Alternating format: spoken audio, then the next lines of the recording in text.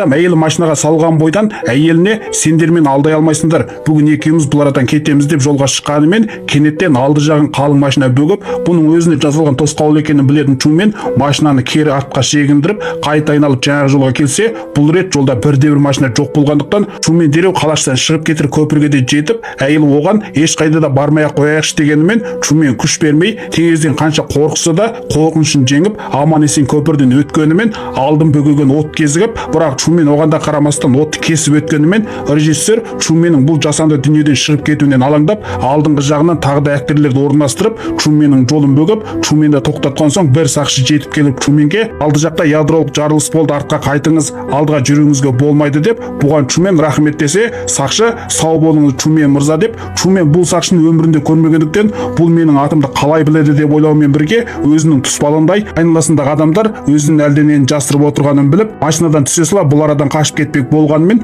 бұндағы қызметкерлер Чуменді ұстап алып үйіне апарып қояды. Сондықтан Чумен өзінің бұл арадан кетуіне әлдебіреудің тосқауыл болып жатқанын, айналасындағы адамдардың түгел өзінен бір құпиялық жасырып жүргеніне көз жетеді. Фильм ұнаса ақша жүрек беріп мені қосып алыңыз, келесі мазмұнда тіпті де керемет киноларды жаңалайтын боламын. Сондықтан Чумен үйіне оралған соң әйеліне сендер менен не жасырып жүрсіңдер десе, әйел ештеңе де айтпай, бұған Чуменнің тіпті жыны келіп әйеліне айғайласа, әйелі қолына пышақ алып өзін өзі қорғамақ болып, нәтижеде Чумен оны ұстап алса, әйелі тезірек мені құтқарыңдар деп айғайлап, бұдан қатты таң қалған Чумен әйеліне сен кімге сөйлеп жатсың, бұл арада ешкім жоқ қой деп әйелін қысап жатқанда, әйелі Чуменге бар шындықты айта салмасын деп ойлаған режиссер Чуменнің досы Сарыбасты бұларға жіберіп, досы Чуменнің көңілін аулап, оны теңіз жағасына ертіп келіп, досым жақыннан бері біртүрлі болып жүрсің ғой десе, Чумен оған айналамдағы адамдардың барлығы ойын қойып жатқан сияқты дегендіктен, досы оған саған сенем, бәрі оңалып кетеді, көп ойлама деп Чуменнің көңілін аулап үйіне апарып жатқызып қойғанымен, ертесі таңертең Чумен үштің үйде ғайып болып кетеді.